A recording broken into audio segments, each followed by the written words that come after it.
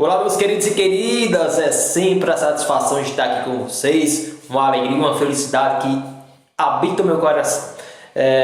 Gente, vamos dar continuidade, né? Talvez esse vídeo fique um pouquinho longo, porque eu tinha previsto para a gente fazer de forma síncrona, mas vocês já tinham aula à tarde e pela manhã hoje eu não poderia, então eu tive que gravar. Estou aqui gravando ao raiar do sol. Bem, gente, daremos continuidade. Já vimos os clássicos, os 3 clássicos, concluímos com Max Weber, as discussões de Max Weber. Então nós já tínhamos visto Karl Marx, Emile Durkheim, e agora encerramos com Weber. E hoje a gente dá uma pausa nesses clássicos, se bem que vez ou outra eles irão aparecer. Inclusive eu acho que hoje ele aparece para algumas discussões e será sempre assim, vez ou outra vem um teórico clássico que nos ajude a compreender a sociedade, beleza? E hoje na aula 7 nós temos o capítulo 3, Indivíduo e Instituições Sociais. Lá na página 37 do livro de vocês encontram este conteúdo que a gente vai discutir hoje, nessa aula. Então vamos que vamos! Quem é esse?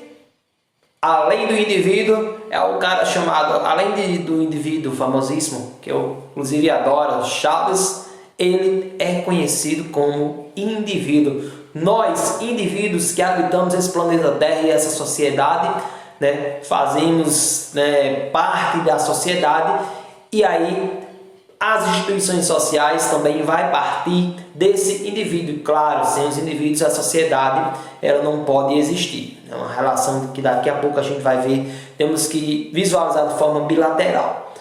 E para esse indivíduo, nós temos na sociedade padrões de conduta, nós temos padrões de conduta que nós devemos obedecer e seguir à risca.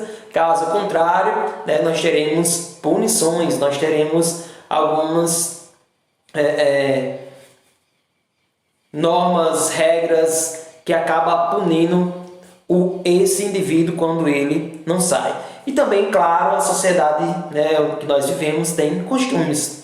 São costumes que estão muito ligados à cultura.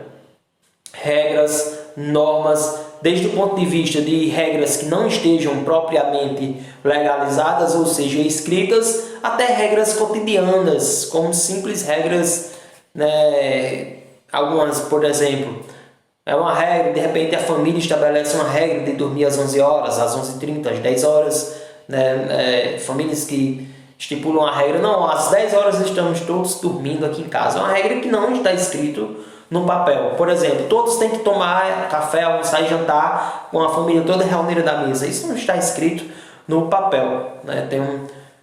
Sobre isso tem um sociólogo, Norbert Elias, o processo civilizador, que ele fala sobre isso em um dos livros. Mas bem, e aí nós temos mais coisas, regras, normas, controle, tudo isso está sobre esse indivíduo aqui. Então nós, enquanto indivíduos, nós estamos rodeados de costumes, de regras, de padrões de conduta, de normas, de controle. Parece muito com um teórico que vocês já viram, o penúltimo teórico que vocês viram, o segundo teórico que vocês viram. Daqui a pouco a gente vai falar sobre ele. Se vocês beberam essa fonte e compreenderam um pouco dos clássicos, essa questão de fatores externos influenciar no indivíduo é bem a cara de um dos nossos clássicos. E aí, gente, no processo das instituições sociais, ao nascermos, assim que nós colocamos, saímos do ventre de nossa mãe, colocamos a cabeça nesse mundo belo e maravilhoso, nós nos deparamos com uma sociedade que já tinha antes de nós chegarmos. Antes de nós chegarmos, nós já tínhamos essa sociedade. E aí nós nascemos. Depois que a gente nasce, a gente entra em uma instituição social, a primeira instituição social chamada de família. Apenas de forma representativa, eu, o pai, a mãe e o filho, uma família monogâmica, família que considera uma família tradicional. Então eu coloquei aí apenas para ilustrar, e daqui a pouco a gente vai discutir mais sobre a instituição social chamada família. E aí você nasce, entra em uma instituição social, a família vai regularizar como é que você vai ser educado a partir dos princípios que essa família, né, irá lhe conduzir, as normas de conduta que essa família irá lhe conduzir. Saiu da família, socialização primária, foi para uma segunda instituição social também muito importante, que é essa que nós estamos conversando e dialogando aqui por meio desta tela, que é a escola. A escola, depois que nós saímos da família, é um meio de socializar e é também uma instituição que tem normas, que tem regras, né, que tem sua organização para com os indivíduos. E tem outras também, como exemplo da religião, né, enquanto instituição social, e é uma figura muito importante que nós também veremos aqui em uma aula específica para essa instituição social, que é o Estado. Esse Estado que, quando você nasce aqui, você já começa a fazer parte do Estado. Acho que a gente já viu isso numa aula a partir de alguns documentos legais. Exemplos? Isso, registro de nascimento, né? O registro de nascimento, assim que a gente nasce, nós passamos a fazer parte do Estado. E quando a gente cria o CPF, e aí vai, CPF, título, todos são documentos que legitimam a nossa presença enquanto indivíduo na figura do Estado, na instituição social do Estado. E aí Pertenberg diz, né, sobre essa imaginação sociológica, esse ato de nós imaginarmos e compreender a sociedade. Ele diz que as instituições sociais devem ser vistas pela nossa imaginação sociológica de forma bilateral. O que seria isso, né? Ele diz que deveria a sociedade ser feita de forma bilateral. O que ele quer dizer? Nós tivemos um dilema dentro da sociologia entre indivíduo e sociedade. Alguns teóricos dizem, não, são os indivíduos que moldam a sociedade. Não, é a sociedade que molda os indivíduos. Então, teoricamente falando, muitos dos autores vivem e convivem com essa defesa enquanto suas teorias. Né? Por exemplo, se nós pegarmos Emmanuel Durkheim, ele vai dizer que a sociedade, através de fato social, influencia de forma coercitiva, externa e geral o indivíduo. No entanto, se nós pegarmos Max Weber, o Max Weber vai dizer que é o indivíduo, através de suas ações sociais, né, da sua ação social, que vai contribuir para moldar a sociedade. E aí Pertenberg diz o seguinte, não, vamos visualizar e imaginar a sociedade de forma bilateral. De um lado, né, elas moldam os indivíduos, né, com suas regras e normas impessoais, com seu controle através de sanções ou ameaças de sanções, e até mesmo com o uso da violência. Ele está falando das instituições sociais. Esse elas aí é que elas moldam os indivíduos. Elas quem? As instituições sociais. Exemplos de instituições sociais: família, escola, Estado, religiões, associações. Mas também tem outro lado. Mas, por outro lado, você também pode ajudar a mudar ou modificar as instituições sociais. Então, quer dizer que eu, enquanto indivíduo, posso contribuir para que as instituições sociais venham a ser alteradas em alguma coisa. A exemplo do Estado. O Estado, ele sobrevive, ele vive através de quê? De regras, normas, né, leis, através da legalidade. Então, quer dizer, né, que eu também posso, nessa imaginação sociológica bilateral de dois, né, pode sim. E aí uma figura importante nesse processo são os movimentos sociais. Né? No livro de vocês fala dos movimentos sociais, que são coletivos, que têm pautas comuns e que quando esses indivíduos se juntam, eles propõem algumas modificações na sociedade. Né? Aqui no Brasil, por exemplo, nós temos movimentos sociais. O maior movimento social é o movimento social rural do campo, né? Que luta pela reforma agrária, o movimento dos trabalhadores rurais sem terra. Então eles lutam para que tenha um processo de redistribuição de terra, né, contra a concentração latifundiária de terra, não contra a propriedade privada, mas que a terra ela seja utilizada para o que nós temos aí na Constituição. Né? Terra tem uma função social. Então, quando a terra está sendo só concentrada, ninguém está produzindo na terra, né? Os movimentos, as pessoas do campo sem terra querem acesso a essa terra. Então, tem todo aquele processo de luta. E aí tem movimentos sociais, não só MST, tem o movimento de mulheres que lutam pelos direitos das mulheres, tem o movimento negro que luta pelos direitos das pessoas negras, enfim, movimentos sociais também, né, podem mudar e alterar as instituições sociais. E aí, conceituando instituições sociais, são órgãos reguladores da vida humana. São eles que regulamentam, que eles ordenam, né, que articulam essa organização da vida humana, né, do nosso tempo aqui na Terra, que nos dizem de que maneira devemos nos conduzir, né, os códigos de conduta que nós temos aí inseridos, impregnados em nossa conduta, que exigem de forma padronizada e nos obrigam a seguir comportamentos e atitudes desejáveis pela sociedade, né? Nos obriga, muito parecido com Coerção, né, de Emile Durkheim. Então, as instituições sociais, elas nos obrigam de verdade a obedecer determinadas regras. Por exemplo, nós temos toda uma estrutura jurídica, né, jurídica e legal, que ela é representada através de códigos. Nós temos, por exemplo, o Código Penal. Então, o Código Penal, o que é que vai fazer? Vai tipificar. São tipos de crimes. Ao mesmo momento que ele vai tipificar, ele vai também penalizar. Então, o que é que acontece? São normas e regras, né, que estão escritas, claro, porque a administração pública segue a legalidade, e essas normas, essas regras nos obrigam a seguir determinado comportamento. Quando você sai desse conduto, desse comportamento, você passa a ser um criminoso, passa a cometer um crime. E a sociedade, né, por meio do judiciário, aplica uma punição em você. No livro de vocês tem o seguinte: as instituições sociais têm um número variado de recursos de controle e sanções, né? Ela controla e ela aplica sanções. Essas sanções são capazes de nos isolar, nos expor ao ridículo, nos privar de algo e, em último caso, nos violentar, né? Como naquele conceito de Max Weber, quando ele vai falar sobre o Estado, né? O Estado tem o monopólio, né? Monopólio legítimo do uso da força. Então, é a única instituição social que pode utilizar a força, né? Tem um monopólio legítimo do uso da força, segundo Max Weber, é o Estado.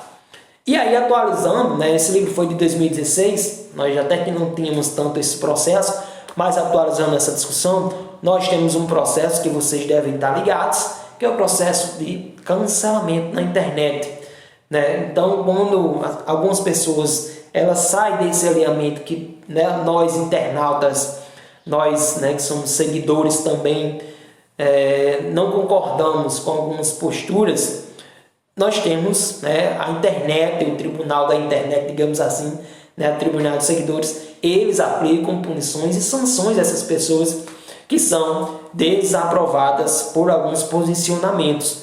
E aí também, né, atualizando essa discussão, nós podemos considerar o cancelamento como uma punição, né, porque ele acarreta diversos problemas à pessoa que é cancelada, né? Hoje muitas pessoas vivem da internet, então tem toda uma organização aí financeira, inclusive, da internet, e no momento que você cancela, essa pessoa perde seguidores. Seguidores hoje parece que é uma grande moeda, né? Porque à medida que você tem muitos seguidores, você tem uma influência maior. Então isso lhe traz dinheiro. E mais seguidores, mais contratos, mais propaganda e assim sucessivamente.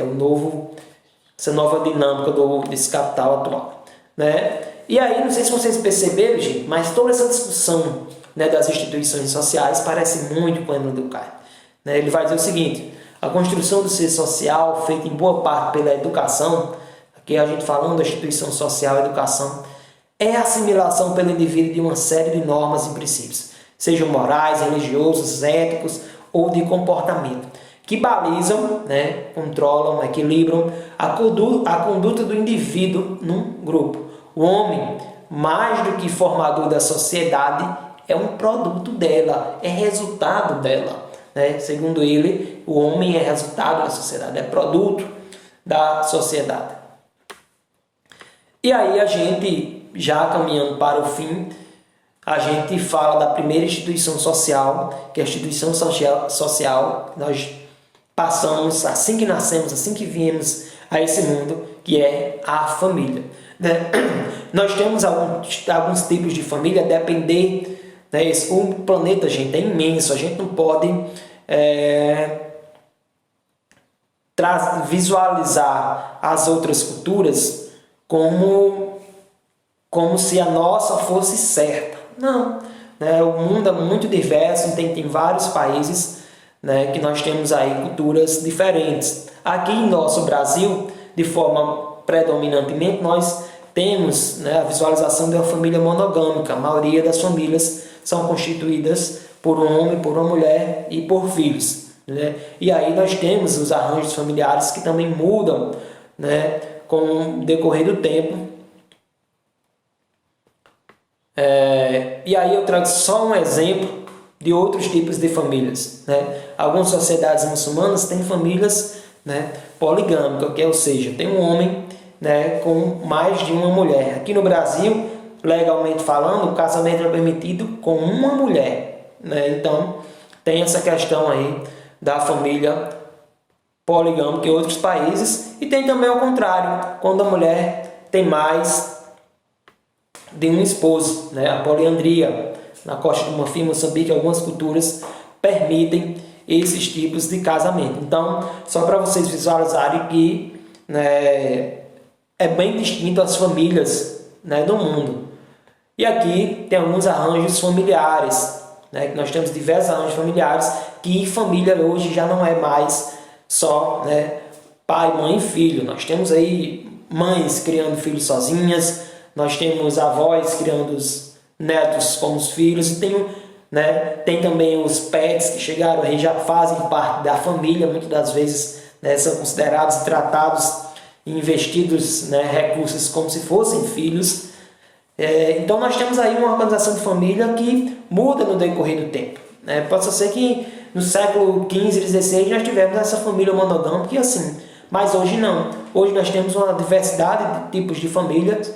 E nós, apesar de não concordar, de repente nós fazemos parte de uma instituição religiosa, né, que não permite que tenha famílias diferentes da monogâmica. Não é considerado famílias que não é pai, mãe e filho.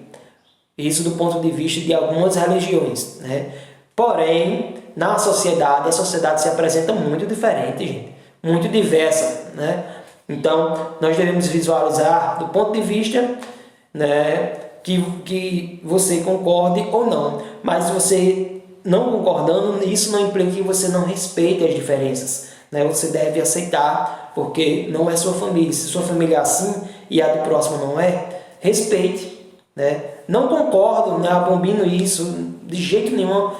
Isso é o fim do mundo. Beleza, sua posição, tranquilo, é você. Você só não pode, né, interferir no alheio, interferir na formação das famílias dos outros, né? Porque cada um tem sua família para cuidar e sua vida para cuidar. Não é isso, gente? Então, a instituição família tem diversos arranjos, né, familiares. E aí, a relação de parentesco é muito discutida dentro da família.